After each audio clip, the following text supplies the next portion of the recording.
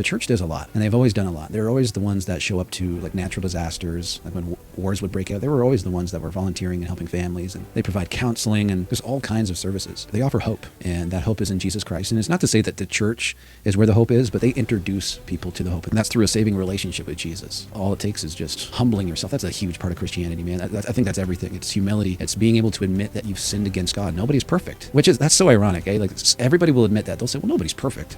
Right? I don't think I've ever met somebody saying I'm perfect. Like, we all admit it anyway. So like, let's just be humble enough to say, you know what, God, I recognize that I've sinned against you. You are perfect and I am not. And in order to be in relationship with a perfect being, something's got to happen to my track record.